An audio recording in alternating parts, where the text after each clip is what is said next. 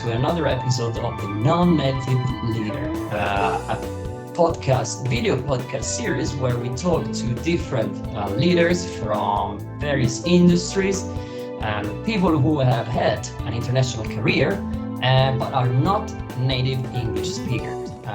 The idea is to inspire, to talk about their stories, to talk about their career, to talk about their skills, and maybe some interesting, facts about their lives and how they have achieved what they have achieved. Again, the hope is to inspire and see that, it is possible. You can travel around, you can stay in your own country, doesn't matter. So today with me, I have Jonathan Mascaro from Argentina, but it's not living in Argentina at the moment, but he'll give us the details. I thought it was interesting talking to Jonathan because he has covered different roles. He has had a very long international career. I don't want to give too much information, but I'm sure he will give us some interesting details, and I'm quite sure this is going to be a very nice chat. So without further words, I'd like to introduce Jonathan. And Jonathan, if you don't mind, just give us a quick introduction on who you are, what you do, yeah. Hi, Daniele. Thank you so much for having me in your podcast, and hello, everyone. My name is Jonathan. I was born in Argentina, and I've been living in Dublin for 18 years now. Actually, my international career started when I was a teenager. I lived in Canada as an exchange student, which kind of opened my mind more to the hope and my dream of traveling around the world. One of my dreams was first to go to Italy and learn proper Italian. So before moving to Ireland, as you know, Daniele, I lived in Italy for 4 years. So actually my first international experience working in my professional career happened in Italy. And then I moved to Ireland in 2005, where I started working for a global corporation in which I had the opportunity to work with you. And I've been working mainly in the tech industry for the past 18 years, just recently changed industry. So I work for a few tech companies in different roles. As many people moving over here, I started in a customer support type of role, then moved into a more senior role, supply chain, sales operations. Then I got the opportunity to start managing teams, change career a little bit. I went to different courses here in Dublin Business School in Dublin to learn more about project management, cloud computing. That was quite aligned to what I wanted to do. So recently, in the past 4 months, I started a new job, and I've been managing a global team that looks after payments for global accounts. So that's in a nutshell what I've been doing for the past 18 years. Quite amazing, Jonathan. Quite amazing, I have to say. So, yeah, I love the fact that you have switched, between roles and somehow even industries. I mean, you said it, mainly tech, mainly IT, but from different aspects, from order management to team management. So really, really interesting. And I also love the fact that you have been studying in Dublin, in Ireland. So, you have been able to follow courses and, improve your abilities, and that's really great. And I mean, moving on from this, I'd love to ask you what do you think has been the main challenge for you in your career abroad? I think that the main challenge happened later in the career when I wanted to grow more. At the beginning, when you are starting a few roles and in the more junior roles, you're excited, you want to learn, you want to do things, and you're not thinking in the long term. But as you get a bit older and you want to improve your career, you want to improve your salary, you want to improve, even to overcome some obstacles or challenges, and you want to challenge yourself. The first thing that comes to my mind was overcoming the imposter syndrome, right? Yeah. Because Big monster. exactly, we are from abroad, or even you were saying at the beginning, you might want to work in your country, but in today's world, if you're working for a company, or even the way that you're working now, you still connect around the world, so you're still global. And even if you're working in your country, you might be working for a global project in which you need to speak different languages. So the imposter syndrome comes when you said, okay, English is not my native language, for example. So maybe somebody else who's a native speaker and speaks more fluently will have more chances. So it took me a while to overcome those challenges of saying, I don't feel ready to apply for this role, into overcoming that gap and actually going for the role because I felt ready, because I was, as you were saying as well, studying not only in a school, but also in some of the companies that you can work for. You can benefit from the trainings and courses that you can do in those companies.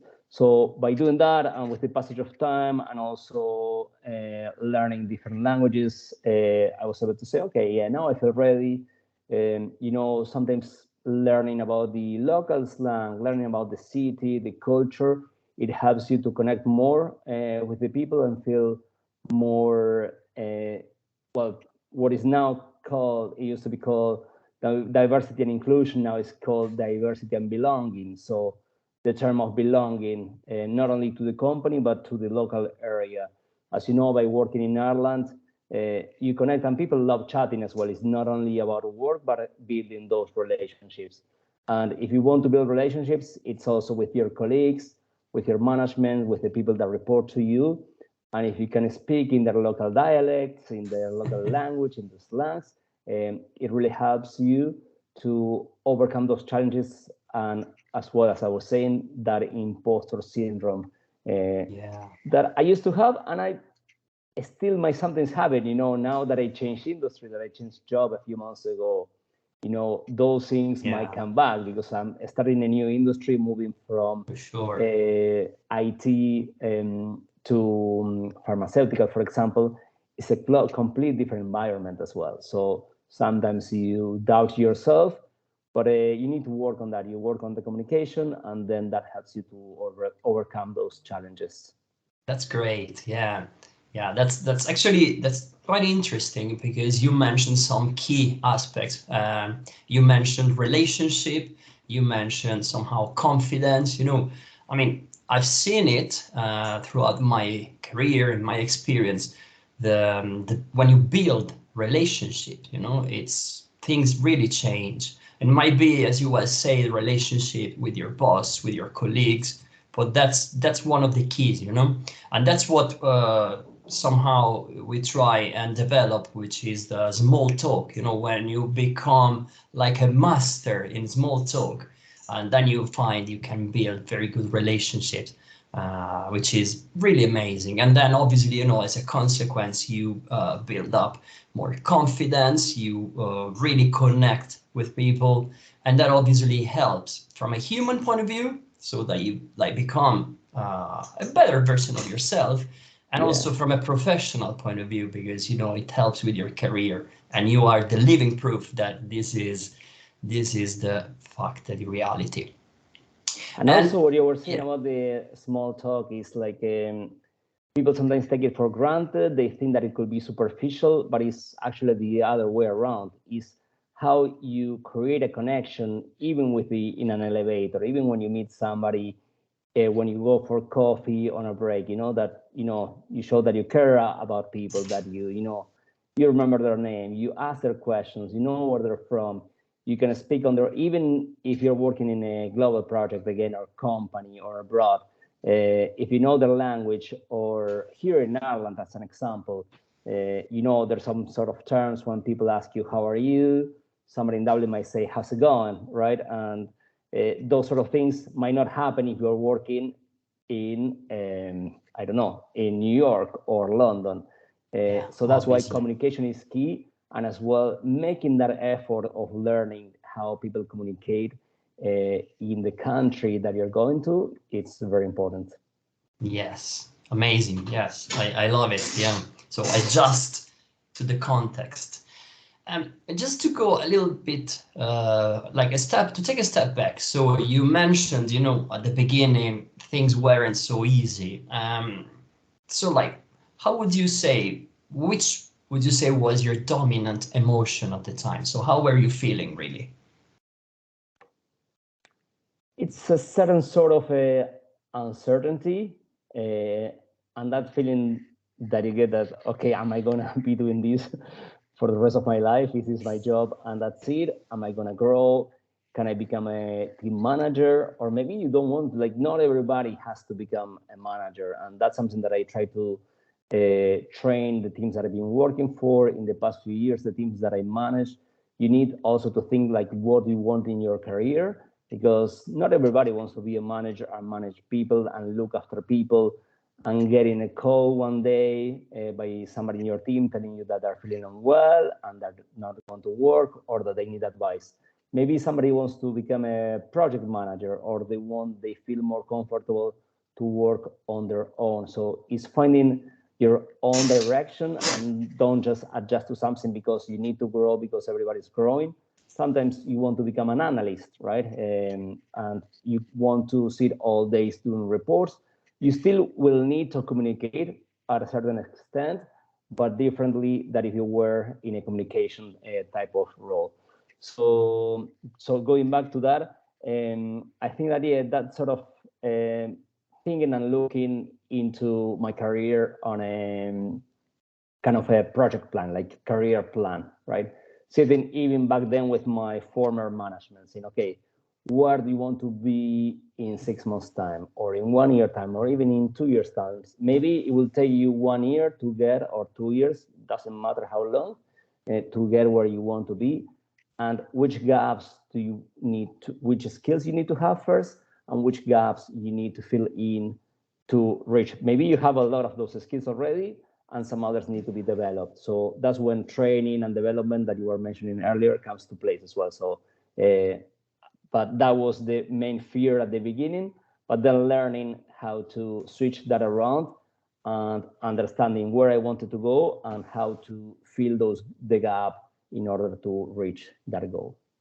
Nice. So going from a position of fear to a position of, empowerment and being able, so being helped, because you mentioned, for example, your boss, your one-to-one. So going from being helped to actually helping people develop. This is quite impressive, I think. And this actually clearly demonstrates how you can, start from a position of uncertainty, fear, and move on to a position of confidence and, being comfortable in an international environment, for example. And so this is really like an impressive switch you have done, Jonathan, which is fair play to you. Thank you. It is really impressive. Actually, what And I was thinking when we're talking yeah, about this as well is what actually helped me to go through that, believe it or not, was actually taking a step back in my career. Because a few years ago, before the pandemic, um, I was going through a company acquisition, so I had to leave the role that I was working on, and I was supposed to go back. I was to a role that I was before in another company.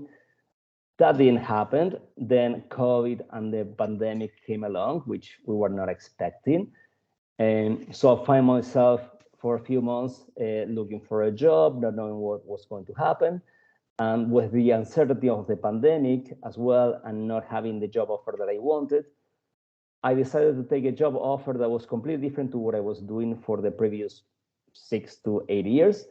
And I took a step back in my career. So I went back to an entry-level job as a customer support analyst.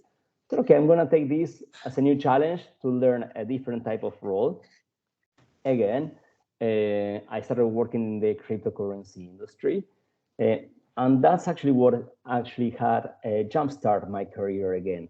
Because going with all the knowledge that I gained from sales operations, from communications role, gave me the opportunity to learn things faster And then as the team was growing, quickly become a team manager, then a senior team manager.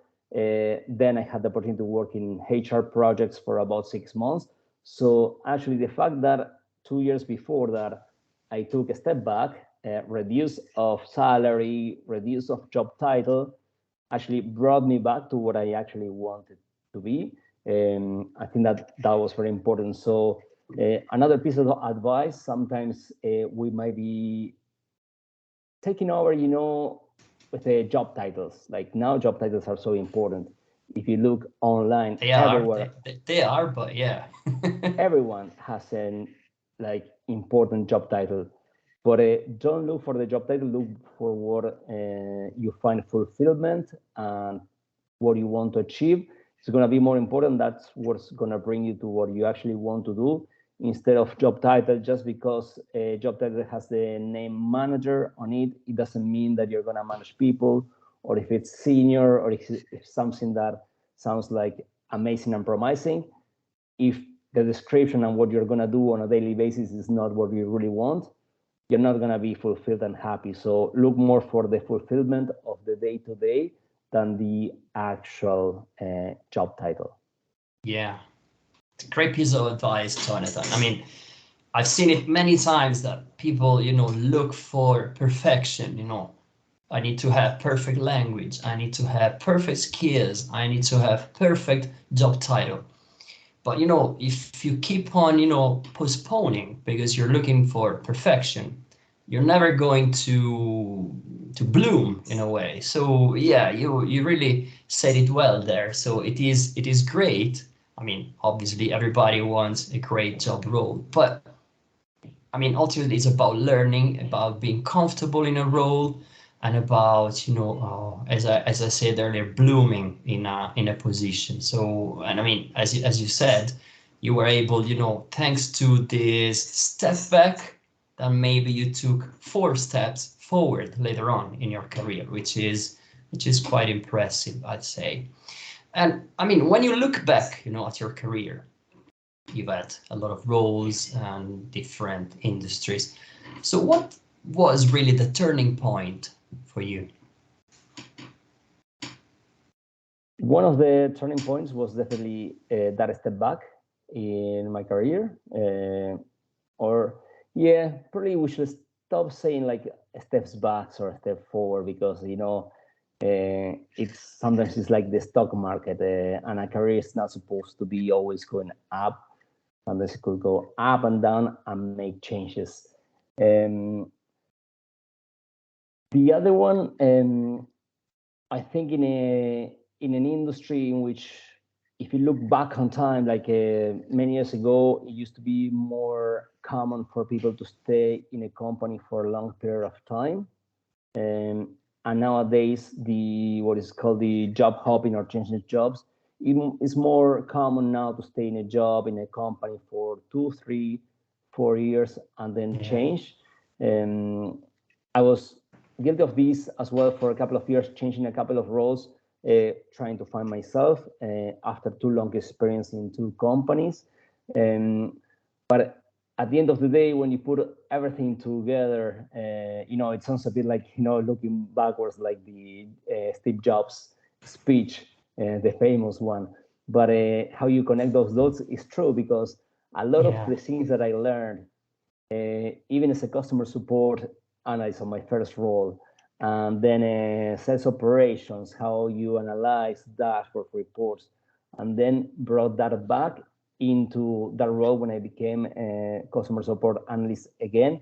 But with all the experience that I gained in so many years, that was definitely for me one of the turning points. And the other one was what you were mentioning earlier, like not only the education that I could get here in Dublin Business School, for example, but also those internally in the companies. So take advantage, even if it's a language course, for example, you teach people how to communicate properly, how to communicate professionally in English. If somebody has this opportunity in a company, regardless of their location, of their region, it could be in any continent, but take advantage of that, because you're learning in that company and it keeps track of what you're doing. And a lot of the things that I do now in my job, I learned them through all these job changes and the trainings that I got in these companies. Obviously, it's about adding value. You go to these companies to add value, but now you can also bring value from these roles to yourself. So it's not just that you're going there to do a job from 9 to 5. Think about what you can learn, both professionally and technically in the roles that you're working on. Wow.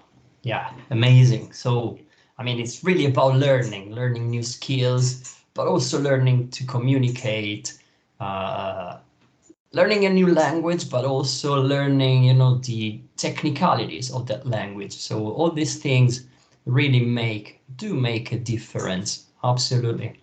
That's pretty interesting. So learning is the key, we could say. Yeah.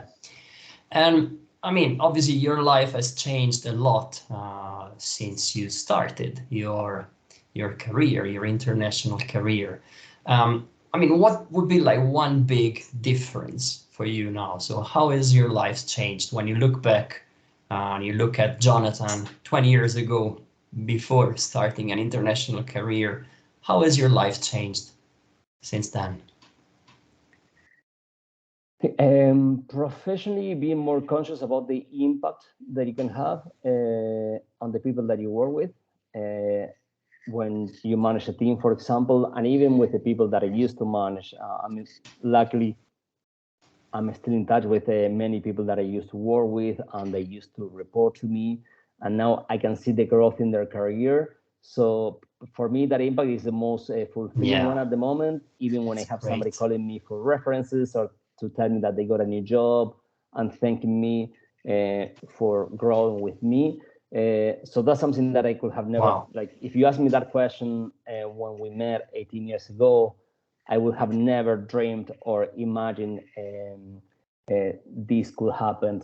And the other one is obviously that sense of responsibility, obviously, because now I have more responsibilities than 18 years ago, when I had to wake up in the morning, go to work, answer phone calls or emails, and as soon as the phone calls or the emails were finished, my job was finished. Now what has changed is working more in terms of projects and looking into the long-term results of what I'm doing. So not getting lost just in the small details in the day-to-day, by thinking long-term and thinking in the projects as well. Nice. Okay. Wow. Yeah. Responsibility. That's a big one, actually. I mean, it's really it's responsibility when you work with people, for the people that you work with, that you manage, because when you manage people, you look after them. It's not that you go and tell them what to do. You work with them and help them to achieve, and they'll help you. So it's a responsibility that you have towards your people, and towards obviously towards the project or the company, or even if it's your own company. You hire people to work with you. So it's okay how I help them. Even if you're going to work with somebody for a short period of time, it doesn't matter, because as we were saying, nowadays we don't work for a company for 10 years. Some people might do, and they feel happy and fulfilled. That's amazing. Some others stay 3-4 years, then they move on to a new project. But the idea and the way that I see it now, that maybe I didn't used to see it many years ago, to answer your question, is saying, okay, what can we achieve for the time that we're gonna be working together, and how we can benefit each other from that experience. Wow. Yes, absolutely. And I mean, we are drawing toward the end of our chat. So you're well settled now in Ireland, and I know you're working a lot to build up the relationship between Ireland and Argentina, which is something I really appreciate. I think is really great, because it shows that obviously you have roots, so you're still in love with your birthplace, and at the same time you are well settled in a new reality in Europe. So this is a great mix, I believe. And so coming from this position where, I mean, if you want to add, obviously, feel free. If you want to add some details, feel free to do it. But like one or a few recommendations for people who want to have an international career like you. So someone who's starting new, maybe think about, Jonathan 20 years ago. So if you can talk back, go back in time and talk to your younger self, what would you tell yourself? Yeah, probably the first one will it would kind of sound coming out from a self-help book, and it's about patience. Because when you hop onto the plane and you're going to travel, you go with a lot of expectations, and I think balancing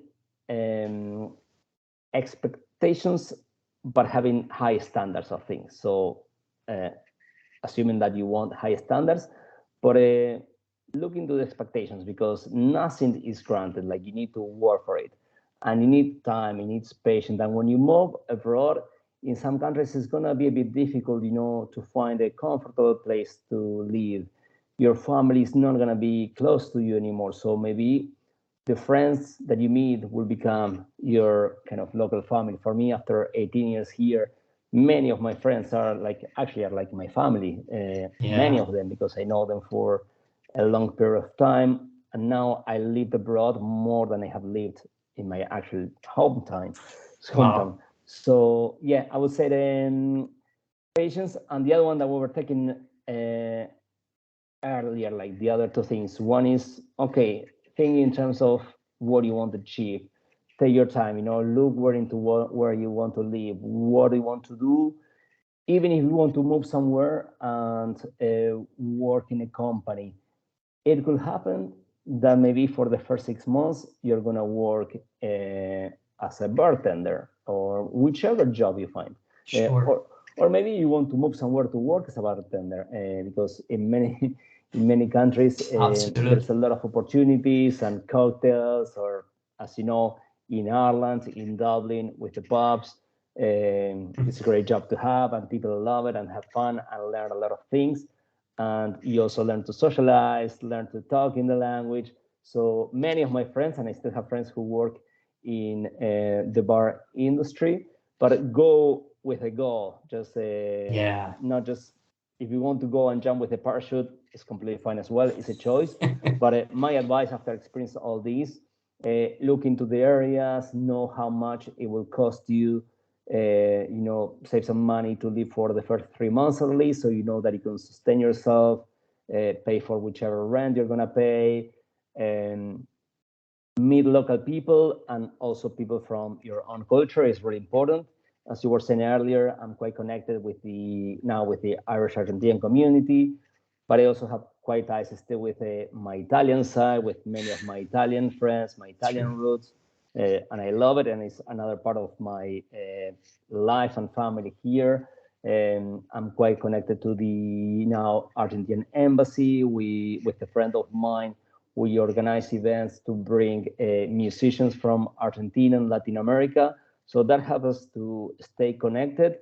And you cannot step aside from who you were before. You need to bring that with you, because it's also going to bring some culture and enrich other people who meet you. So as you know, for example, Dublin is a great example of how much the culinary experience has changed in the last 15 years. Also thanks to people like you, like the many Italians, the Spanish, French, Indian, Chinese, Japanese. And now you have so many options here to dine out that you didn't used to have many years ago. So bring that. And as we were saying earlier, learn some of the local slang. Wherever you're gonna go, the slang is gonna be different. So practice a little bit, with people like you that are teaching and helping people to evolve and learn the language. Also with any YouTube channel that you can find, and say, okay, what these expressions mean in Ireland, or if you're going to the UK or Australia or Canada or whichever country you want to go, and the language. So if you practice a bit of that, and you can connect with the people and the culture that you're going to, I think that if you go somewhere, you need to find something that you like in that place. I don't appreciate the fact of, if you're going somewhere to complain or about the weather or about the food or about the culture, just move out because you're not going to be happy. The reason why I stay, it's rather pointless. And you live here many years and you were happy, and even to come back here for you, it might feel like home. Sure. So even if your home and your family are always going to be your home and your family, find that little home and family in the place that you're going to. Absolutely. Wow, that's great. Yeah, I love it, Jonathan. So the fact that go to a different place and you have a fantastic fireplace at your back. So build, that sense of home, the sense of coziness, and that's brilliant, I think. So, I mean, I really liked your approach. So that's probably one of the best approach you can take. Go to a place, learn as much as possible, learn to communicate, build a relationship, and then the other things come pretty much as a consequence of this. So fair play to you, really, and that's quite impressive, as I said. Jonathan, look, it's been a pleasure. It's been a pleasure talking to you, and I've really enjoyed our chat. I think I've learned a couple of things, which is always good, I think. And so I'll be talking to you anyway, because we are connected on LinkedIn, and I keep on looking at your amazing content on Argentinian and Irish connection, which is something I really truly enjoy. And and I recommend everybody obviously to go and check Jonathan's profile out, because I'm sure you're going to learn one thing or two there. Yes, and if anyone from your audience want to chat with me, just send me a message. Tell me that you're one of Daniele's friends, so I can spot your message and respond to you. Happy to connect. Nice. Thank you, Jonathan. It's been a pleasure. So thanks everybody for watching, for sticking around, and we'll come back with some more episodes, and we'll come back with some more stories. I do hope you find them inspiring, and I do hope you're learning something the same as I am learning now. See you in the next episode, and bye-bye. Thank you. Bye-bye. Bye, Jonathan. Take care. Bye.